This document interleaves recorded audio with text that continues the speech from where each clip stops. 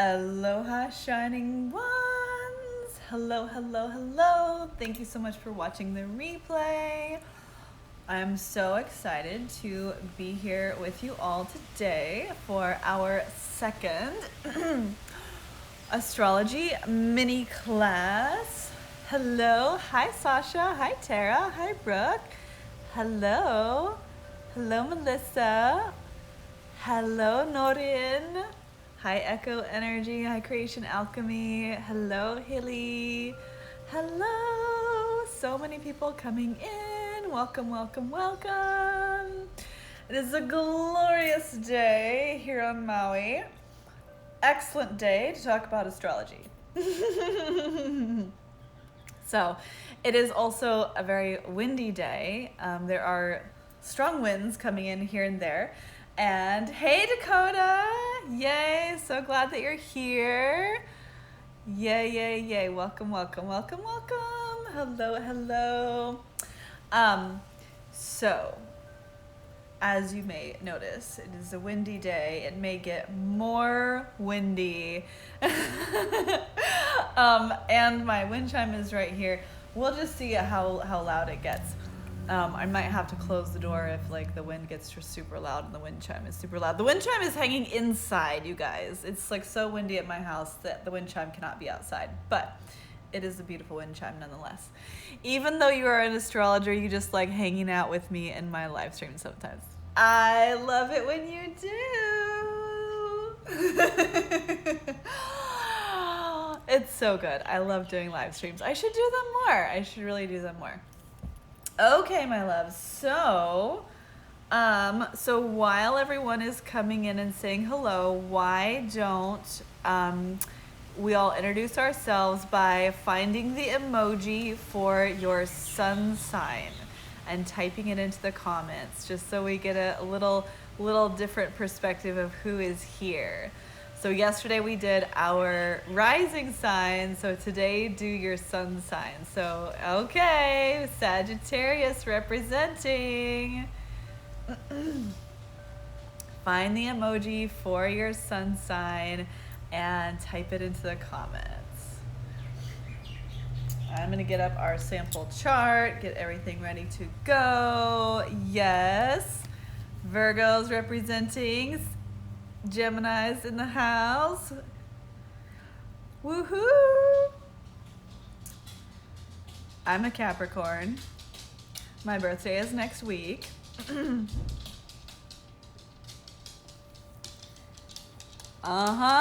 Geminis. Oh, right, you're really... We've got Libra, we've got Aquarius. Orpheus. Is that how we say it? Orpheus? Orpheus? I think it's Orpheus. Yes, the 13th sign. The sign between Sagittarius and Scorpio. The serpent bearer. Okay, so today, can anyone guess what we are going to talk about? We're going to talk about, anyone guess? So today we are going to talk about, I already had it in my mind, and Dakota is secretly also a psychic in her Orpheus nature, and so we're going to talk about the nodes. So if you do not know what the nodes of your birth chart are, so this is our sample birth chart. It looks like I'm going to have to close my curtains because you see all of the reflection of my porch out there. Let me close those for us. Okay. That should be helpful. Okay, so the nodes, we talked a little bit about the nodes yesterday. So the nodes in the chart, they look like this. And so sometimes, so you can get your own free birth chart when you go to astro.com and put in your birth information. I am using an app. This is the app that I love. This app is only for iPhones or iPads or Mac. It is called iFemeris. It is spelled like this. ephemeris. Hi, Marley. And so if you have an iPhone or an iPad, you can download this app. You too can have this exact same beautiful rainbow chart. And you can also go to astro.com and type in your birth information there and get your chart for free. You can also, if you have an Android, the app that I recommend is Astro Gold, and it will also be a similar looking chart. So I like to use Astro Gold on my computer, and I use ephemeris on my phone. So a lot of the time, when we talk about the nodes, it looks like this horseshoe shape, and sometimes it will have a T inside of it. Sometimes it's called the true node, and so sometimes it's not on the chart at all. So sometimes you might have to turn it on. So you might have to look at the settings for wherever it is that you're getting your chart and then turn those on so that you can see the nodes. And then across the chart, whether or not they put it on there, because sometimes they don't put it on there, you will always have so the nodes, you'll always have the south node. I'll finish my train of thought first. So you'll always have the south node. The south node looks like the upside down horseshoe shape. So you'll always have the north node, which is the horseshoe going this way, right side up, and then you have the upside down horseshoe, which is the south node. Now, what are the nodes? So the nodes are not actually planets. They are a mathematical calculation that is involving your sun, moon, and rising signs. And I was trying to find the diagram of how they calculate them. It is in this book somewhere. And I did not see it before, but maybe I will find it now. No, it is somewhere in here, or maybe it's a different book. I have like 3 books by the same author. Okay, so the nodes are this mathematical calculation between your sun, moon, and rising, and I swear I thought I just saw it. Okay, I'm gonna forget it.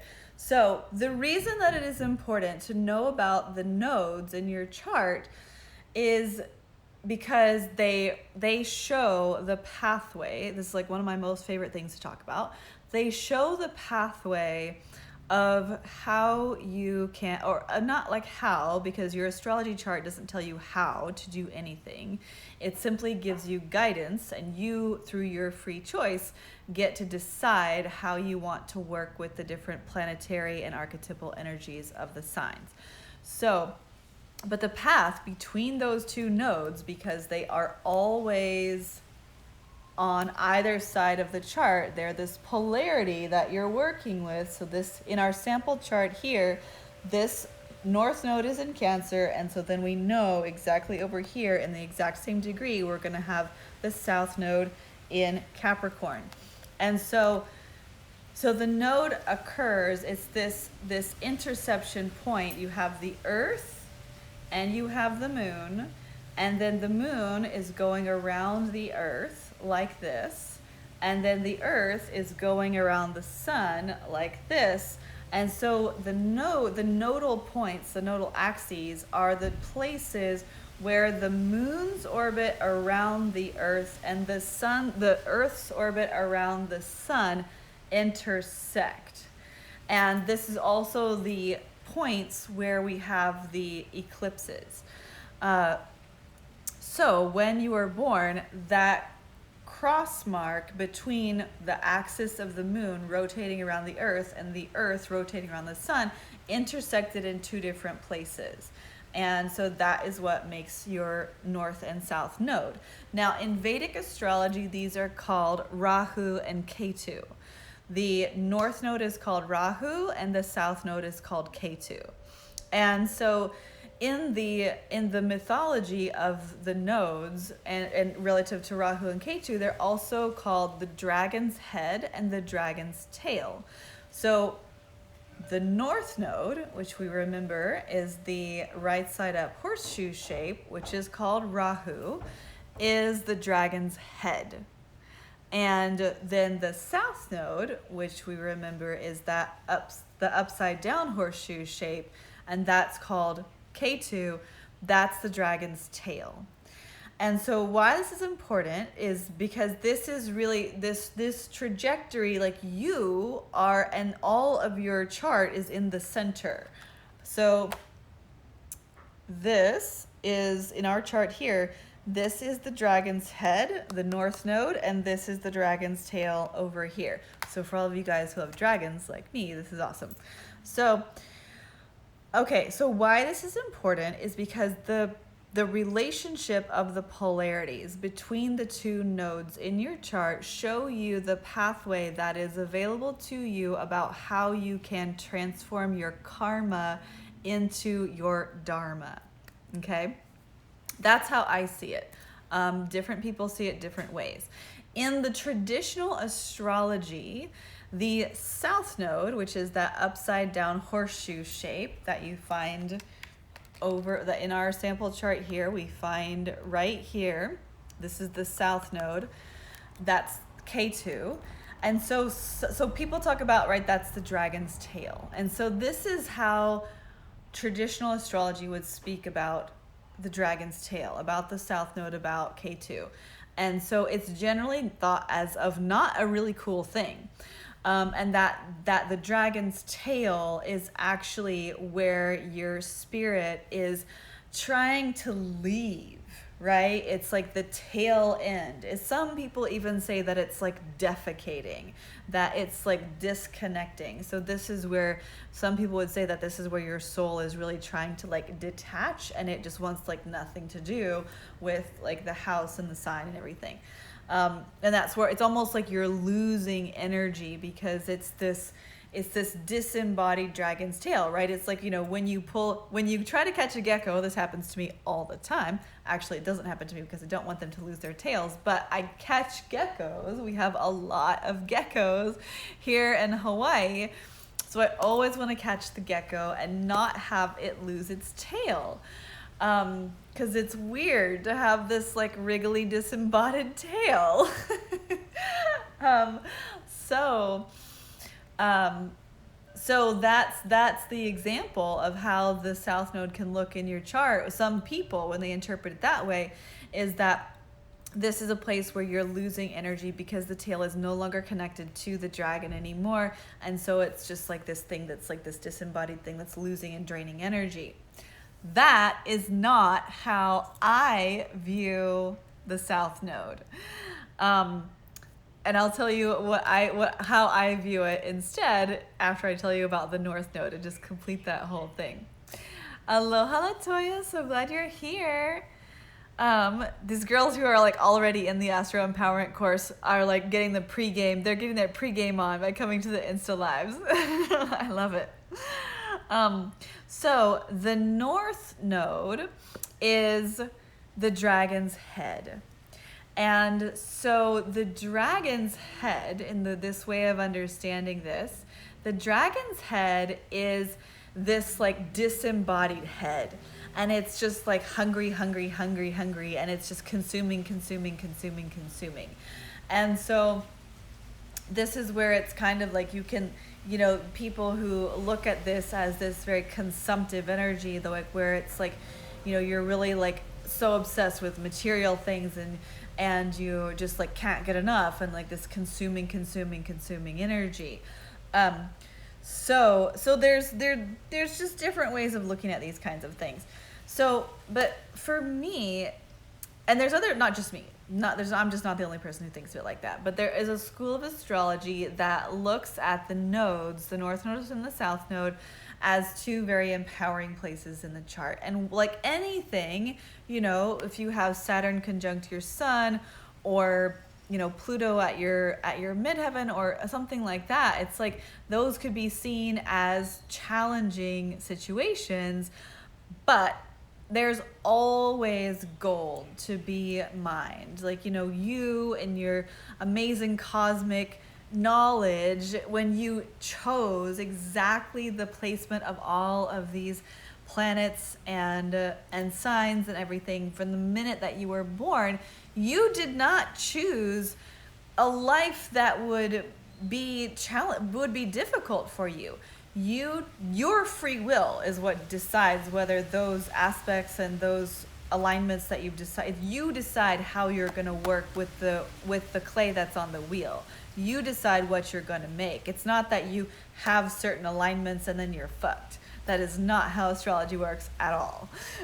It just shows you where you have given yourself opportunities that may require more or less effort for you to have a really fucking awesome life. You get to decide how to work this. Yes. So if you guys are resonating with what I'm saying, please do not restrain yourself from giving hearts. That is always exciting to know that we're all like on the same page. So the other way in which you can look at the nodes, the south node specifically, is that you can say, okay, so the south node tells you what your karma is. And it's not karma in the way that we think of it, as like it's these like lessons and challenges and things that we did wrong that we have to slog through and we have to correct in this lifetime. No. Karma in this sense is what you have brought with you into this lifetime. So some people will say that the south node is your past lives or your some people will get even more specific and they'll say your most recent past life. And then the north node is almost like what sign you will be in the next lifetime. So when you look at the two nodes, for example, in our chart here, we have not that. Okay, so I don't want to share that. We have the south node, which is over here in Capricorn, right here. So that would mean that this person from this chart in this example would have had a past life as a Capricorn. Or they would have had a past life with Saturn on their midheaven, Saturn on their sun, something with a lot of Saturn energy, because Saturn is the planet that rules Capricorn. So they're coming in with a lot of Capricorn, with a lot of Saturnian energy. And so then across the chart, we find the north node here. And so the north node is the next lifetime. So the north node is talked about as the path of the soul's evolution. And so this is where you are going. And so the north node is maybe this person is going to be a Cancer in the next lifetime. And so they're really here to explore the polarity of Cancer and Capricorn. So they're really diving in and exploring those two archetypes in this life and like really resourcing them. So I like to say, so then it's up to us to build the rainbow bridge. Like we have to form our dragon light bodies. And this is how we build the rainbow bridge that unites who we were in previous lifetimes and where we're going into next lifetime. And so the way that I talk about it is that I say the sign and the house of your south node gives you clues, doesn't tell you anything outright, but it gives you clues as to what kind of gifts, what kinds of talents, what kinds of abilities, what kinds of knowledge that you had in a previous lifetime that you then packed into your suitcase as you prepared for this journey into this lifetime. And then your job in this lifetime, so you come in with this suitcase full of gifts, talents, healing abilities, and everything like that are relative to the sign in the house where you find your south node. And your job in this lifetime is to unpack all of those things that you very so carefully tucked into your suitcase to prepare for this journey. You unpack all of those things, you lay them out, and you begin to resource them. And so that, what you packed into your suitcase, that is the sign in the house of your, and then the aspects too, you know, getting into the larger story of your south node, are the tools by which you will build that rainbow bridge to your north node. That is the path of your soul's evolution. That is where you are meant to go in this lifetime. That will lead you into the next lifetime. So in this example, so does anybody have any questions so far? As far as the nodes, what they are, how they work, anything like that at all? Let me know if you have any questions.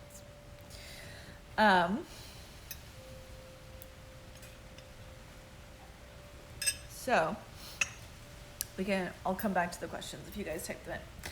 So I totally have on shorts, by the way. I'm just sitting in my chair and my shirt is long. Okay, so, how do you find out what your node is? So you're gonna go to your chart, you're gonna get your birth chart. And so to get your birth chart, you need to know your birth date, time, and place. If you are not sure of your exact birth time, it is important for it to be like at least within 10 minutes of the exact time of your birth.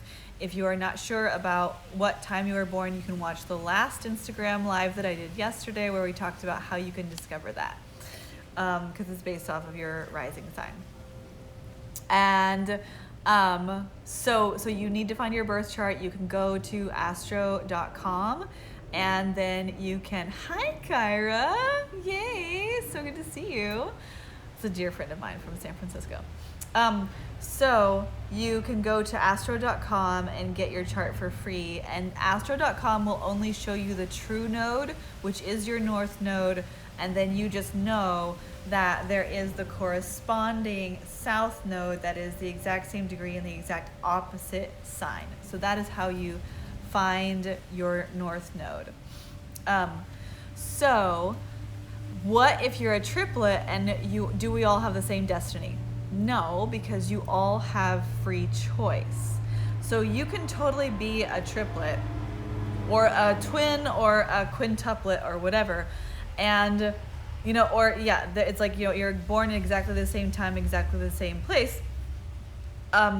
You all have free choice as to how you manifest the different aspects in your chart. So I keep thinking about Saturn. So, you know, for example, it's like if you had Saturn conjunct your sun, all of you, you're born with Saturn right next to your sun, it could be that one of you has a lot of trouble with authority, like always getting into trouble, very rebellious, like, you know, always questioning authority, and maybe is like in and out of jail, like who knows? Like, you know, it can manifest so many different ways. Another one of you could be just like really disciplined, really focused, really by the books, always doing the right thing, really like putting in the time and energy and effort into working a lot. There's so many different ways that we can choose to manifest through the different archetypal energies. And so people can be twins or quintuplets or triplets or whatever and all have the same exact charts, but it's your free choice as to how you're going to work with those planetary archetypal energies, and what it is that your soul is really, why your soul chose those alignments, and how you decide to work through that. I hope that makes sense. So, okay, so for example, yay, yeah, it's good to hear. You're in control. Your chart is not in control. There is nothing that is preordained that you have no control over. You are in control. Although you're not in control, because no one's in control. Relax. Nothing's under control.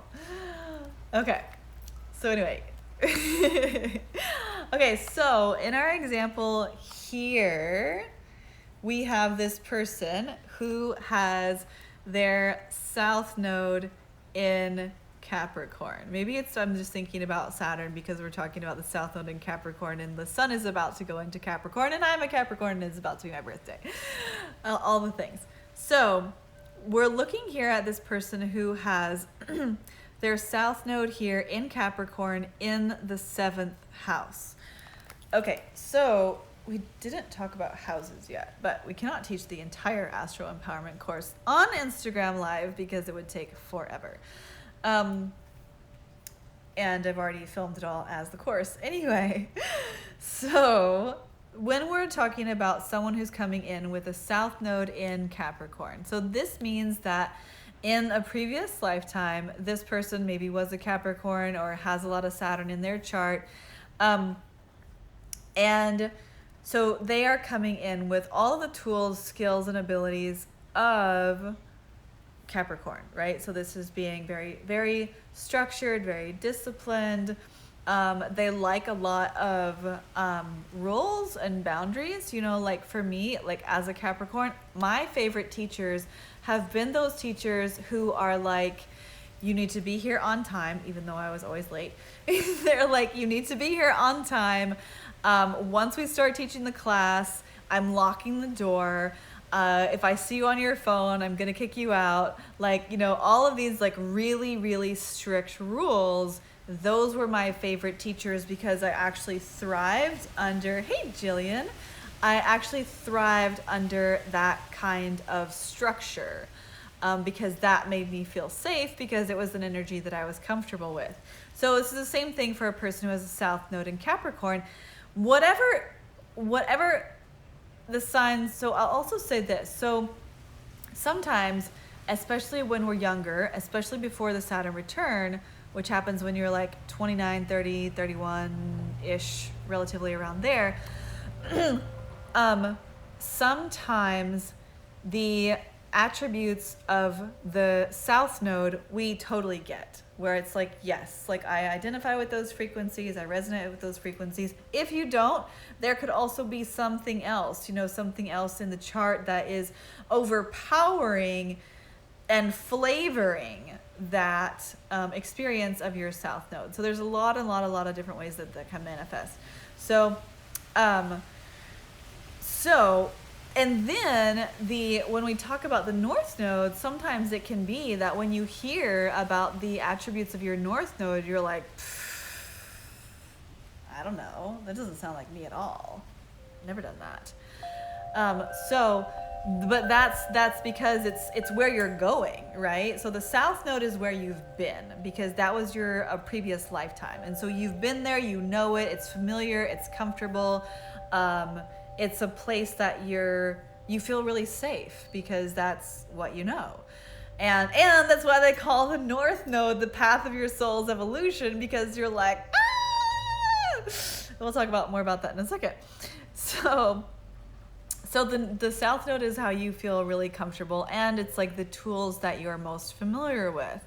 So this person who has their South Node in Capricorn, they're coming in with all of the attributes of Saturn, of Capricorn. So that structure, discipline, boundaries, organization, being able to manage things.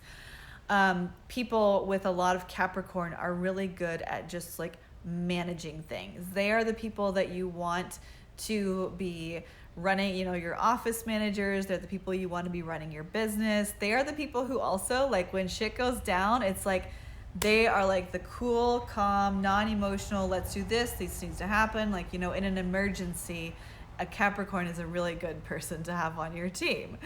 And they're also people who are just like, they have the stamina, and sometimes they're late bloomers. This is the thing about Capricorns too, for all my Cappies out there, is that the Capricorn energy is slow and steady wins the race. So when you see all of those people on the internet popping off and they're young and it's happening fast and they're making a lot of money, don't feel bad, because that's not your path. Like, the slow and steady energy of the Capricorn is what ultimately wins the race, because it's like building the structures, building the foundations, anchoring the energy. The mail truck is here. And But that energy is what this person with the South Node in Capricorn is coming in with. That is everything that they packed into their suitcase. Now, it is also important for us to acknowledge that this South Node in this example is in the 7th house. So here's the 7th house here. So when you look at the chart, just a little note on houses, you will see whether they're numbered or not. So your rising sign starts here. Your rising sign always starts in the 9 o'clock position on the chart. So your rising sign starts here, and then you go around the chart: 1st house, 2nd house, 3rd house, 4th, 5th, 6th, 7th, 8th, 9th, 11th, 12th. And so each of the houses is actually connected with one of the signs. So the 1st house is naturally ruled by Aries. 2nd house is naturally ruled by Taurus. 3rd house is Gemini. 4th house is Cancer, etc., etc., etc., all the way around to the 12th house, which is ruled by Pisces. So that's just the natural rulership of each of the houses. And then your rising sign will determine what energy is for you personally ruling each of your houses. And so this is the thing I love about astrology.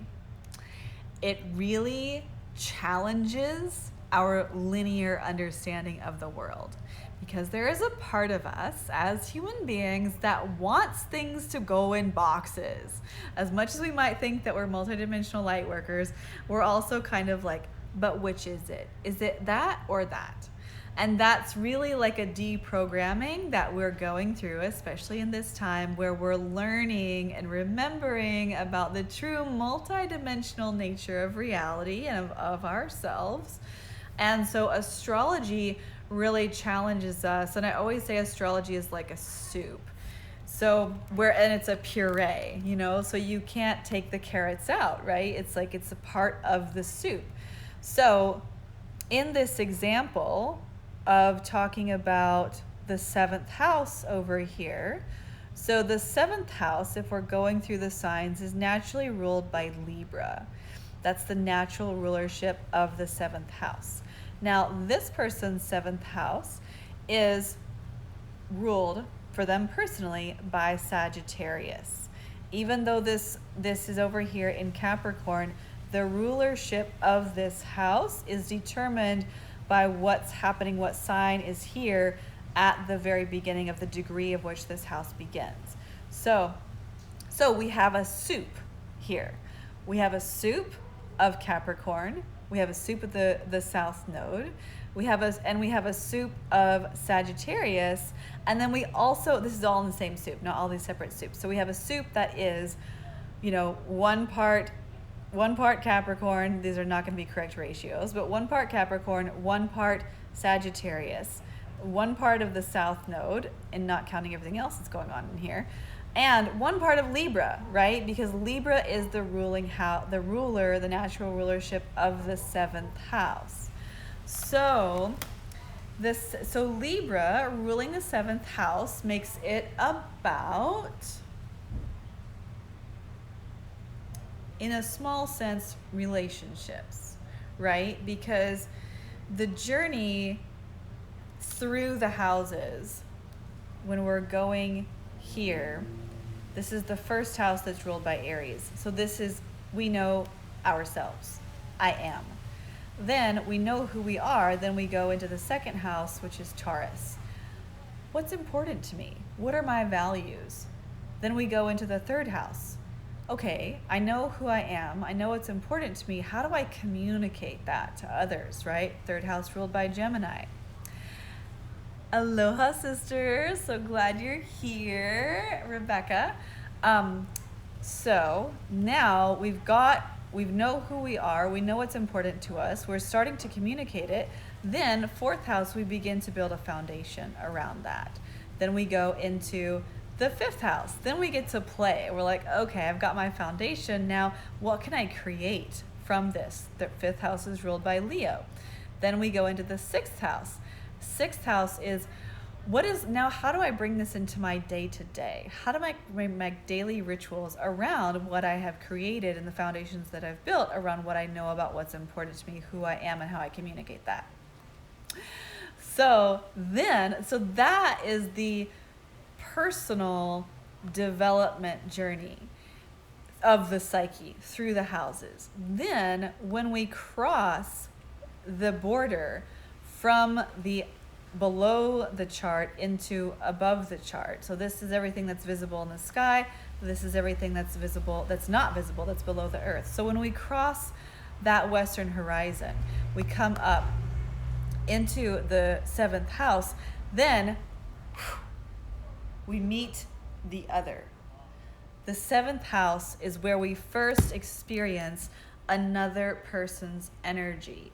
And so that's why it's ruled by Libra, because Libra is the scales. So Libra is about balancing the energies.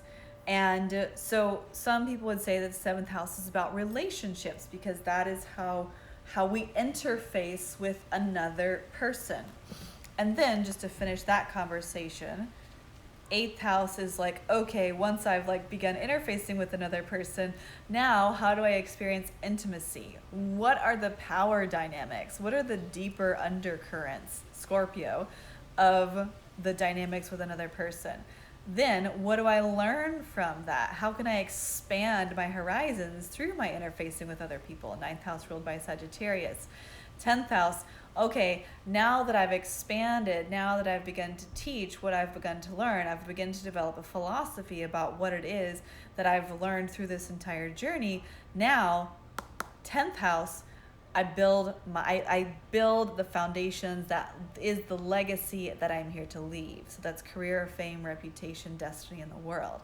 Then I take the foundation that I've built, the business that I have, or the legacy that I'm leaving, and I share it with my community. And then once I share it with my community, I come back and I receive the spiritual rewards. This is like a mini version within our class about the nodes, is about the houses. So now I receive the spiritual rewards. 12th house is ruled by Pisces. I receive the spiritual rewards of this whole journey. So that's the journey of the psyche through the chart. So now here we are talking about the south node being in the 7th house. So 7th house, relationships, balancing energies with other people, finding harmony, really finding a way to find peace with one another. And this is not romantic relationships only. Romance and sex and romantic relationships are anchored in many different places in the chart. So the 7th house is about relationships, but that is with anybody. It can be a business partner. It can be even those friends that you have that are like, they feel like you're in a relationship with them. If you do a lot of like one-on-one friend time kind of things, then that can be a relationship. It can be someone that you live with. There are many different alliances that we forge through different partnerships that are not romantic. So this person here coming in with the south node in Capricorn in the 7th house in Sagittarius is coming in with the energy of structure, foundation, discipline, focus, management, organization, Capricorn. And it's woven in with the frequency of Sagittarius, which is expansion, abundance, travel, learning, philosophy, teaching.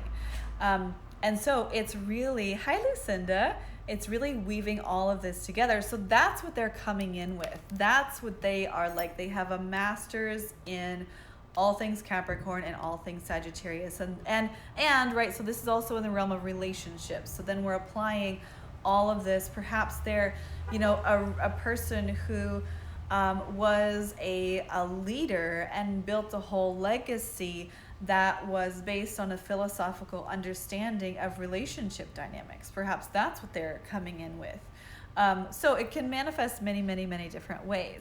It could also be a person who was a CEO of a trading company or like an adventure company that had strategic relationships with many other businesses that they interface with throughout their journeys around the world, right? It's like I'm using, so you can see right now, I'm speaking the language of astrology. I'm speaking the language of the stars.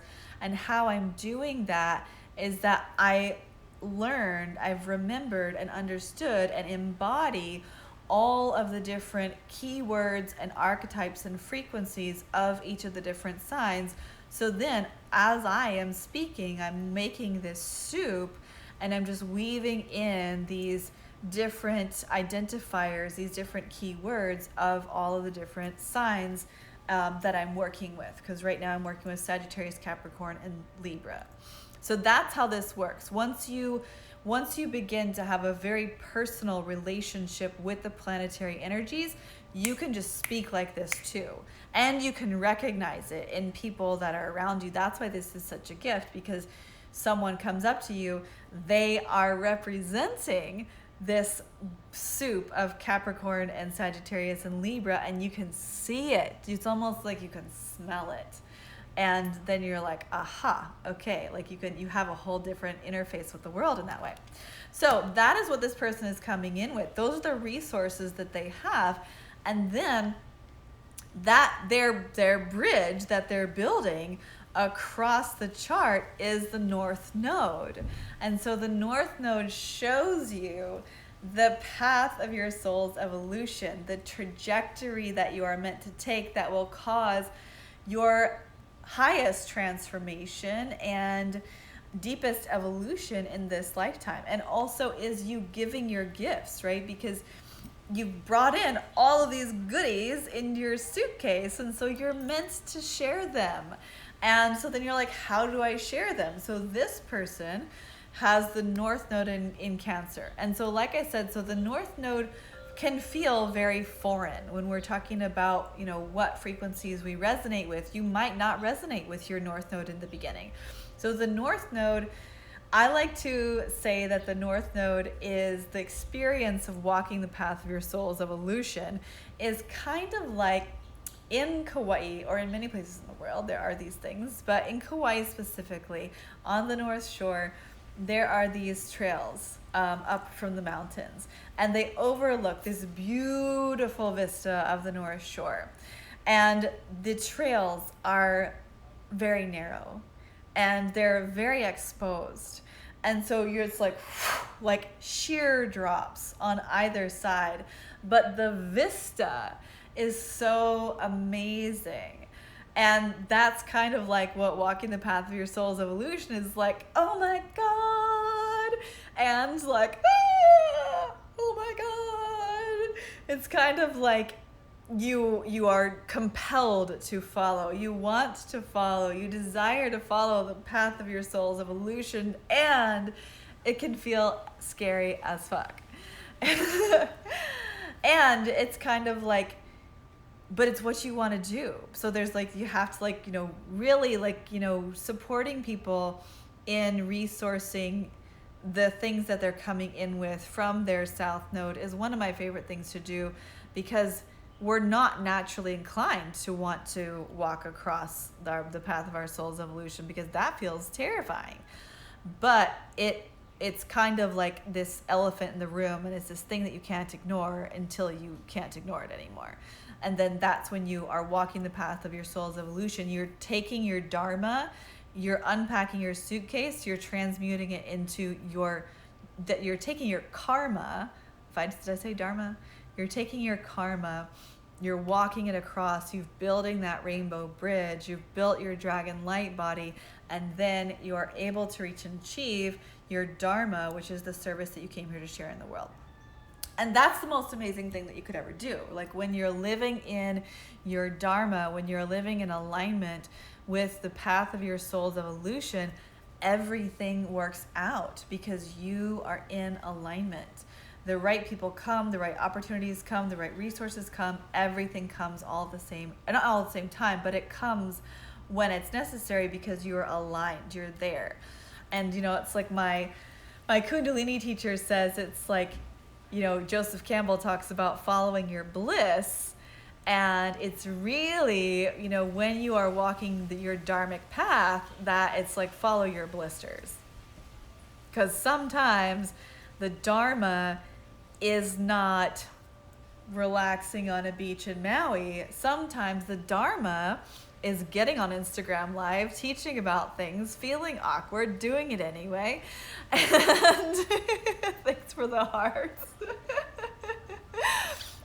But you're compelled, right? It's like you wouldn't be okay with yourself if you continued to live a life where you did not do that, because it's like that's what you're here to do. So however you choose to bring it forward is up to you, but you must. That is your Dharma. That is what you've come here to share. That is the gifts that you've come here to share with everyone, to help for the transformation and the healing of this planet and of the evolution and ascension of our human race. So the North Node in our example here is in Cancer, and it's in the first house. So the soup is a little bit more simple here. The first house is governed by Gemini in this example. So our soup, it's not really as simple. It's the same. So the first house is ruled by Gemini in this example. Its natural rulership is Aries. And so the first house is very, Aries in nature. So Aries is assertive. Aries is forthrightness. Aries is taking the initiative. Aries is action. Let's do something. I want to move my body. And so Aries is also about, like, the first house is also about how people see you, how people perceive you, and what your experience is of being seen by those people. So for this person, it's like, and it can literally affect your physical appearance.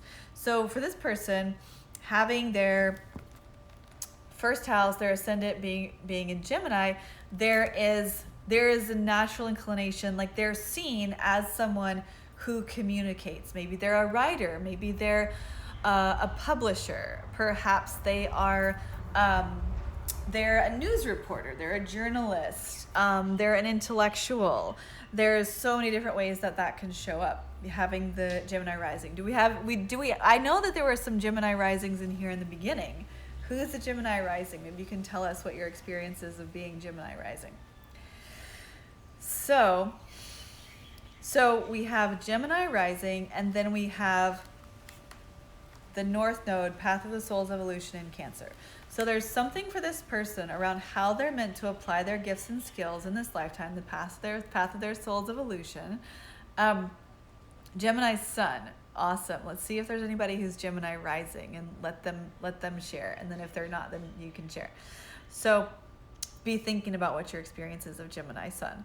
So this person, first house, ruled by Gemini, intellectual, writer, teacher, communicator. Maybe they are working in news, maybe they're a journalist, maybe they're a writer, maybe they just love writing on Instagram. There could be many different ways. But there's something about it that is nurturing. Their version, because there's Cancer involved, their version of Gemini rising has a flavor of Cancer. So their writing, their teaching, their broadcasting, their communicating has more, hey Laura, has more of a nurturing energy to it, where it's a little bit softer. It could be a little bit more feminine. Or perhaps they're communicating about, they're writing for mothers, or they're doing a podcast about motherhood. Nurturing does not have to motherhood. It doesn't have to be mothering, but the moon, and so Cancer is ruled by the moon. The moon is also about the past. So it can represent many, many different things, but that's something that they're working on integrating through the path of their soul's evolution, is something around this soup that is the combination of Gemini and Cancer, and they are seen as that. They appear to other people as someone who is like simultaneously anchoring Gemini frequencies, intellectual, good communicator, someone who loves that like tete-a-tete banter, that philosophical discussion, and that an exchange of ideas. Gemini has this almost kind of like merchant like quality to it where it's like, a merchant gets something from somewhere and sells it somewhere else. And so that's what Gemini does with intellectual ideas. So then having that being in Cancer is a little bit more soft, a little bit more nurturing. It could even be about home, it could be that this person is seen and well known for writing about interior design. That could be the way that it comes up. So there's lots of different ways that it comes through. So, but that is how you can use the nodes to look at the path of your soul's evolution and, really own the gifts, skills, talents, healing abilities that you brought with you from a past lifetime, and then, get really creative with how it is that you want to apply them, how it is that you want to resource them into this lifetime. And then you use the sign and the placement of your North Node to decide how you want to do that. Get ideas for how you want to do that. So, does that make sense? So all of this is really easy. It sounds super foreign once you hear it in the beginning, but once you start speaking this language, once you become intimate with the planetary energies and the energies of the signs, you too can be able to just riff on this just like I have done here. And I know that there are people who were here or are here who have taken Astro Empowerment.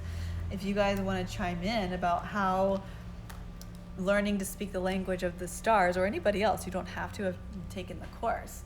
If you are a person who speaks the language of the stars, I'm going to turn this over because I feel like I'm sinking. I would love to hear your experience of it. Typing away. Any questions about how that works? Anything else that you guys want to know that does not relate to the nodes, that is about astrology? Here to help, here to help. I will also say, while you're writing down your questions, if you want more resources, you guys know I love to be the resource queen. If you want more resources about the nodes and how they work, and more guidance into your specific sign and house, this is the book that I recommend. It is very small but very potent. It's called Karmic Astrology: The Moons, Nodes, and Reincarnation. It is very fantastic. If you go to my website and you go to the resources page, you can find it there and you can click the link. That is a link for my Amazon store, so I will get a little bonus if you click that particular link for recommending this book to you. Would love it if you would do that. So, but that's a very fascinating book, and it tells you how the nodes are calculated, and it gives you more insight into the sign and house placement for your particular North Node and South Node. So, Jade says, wow, spot on. I write and have women's circles regarding mother wound, conscious parenting, breaking generational patterns. Your North Node is Pisces, though. You love this so much. Yeah, so the work that we do in the world, this is like a whole different class. The work that we do in the world is connected to our path, the path of our soul's evolution, and it's so much more. Like I was saying about relationships, it's like relationships are not sequestered to the 7th house in the chart. You can find information about relationships from the asteroid Juno. You can find information about relationships and true love and sex from the 5th house, from the 8th house. It's like you can find information about how you operate in relationships relative to what planets are aspecting your Venus, what planets are aspecting your Mars, what sign your Mars is in. There's so many ways that we can learn about ourselves from our astrology charts, which is why I am beating the drum over and over about everybody get on board the train for Astro Empowerment, because I want you to learn how to read your own chart so that you don't have to, get all this information from me. You can be in that intimate relationship with the planetary energies yourself. That is the most important gift you can ever give yourself, is taking the time to remember how to speak the language of the stars, because this information is not outside of you, right? It's like you hear it all the time, people quoting Carl Sagan and all of this stuff, where it's like, you are stardust. You are literally made up of the same physical, literally chemical components as the stars. And so the archetypes and the energies of Aries and Sagittarius and Leo, all of the fire signs, every time, if you will allow it, every time you light a candle, you can be like, I am acknowledging, I am honoring, I am in the space of being a student and learning from the fire that is in me and the fire that is around me in my environment. And therefore, I'm also asking Sagittarius, Aries, and Leo to be my teachers. And I'm also asking the planets that govern those signs, hey Ben, the Sun, Mars, and Jupiter, to be my teachers. The world is waiting to support you. All you have to do is ask. That's the biggest thing.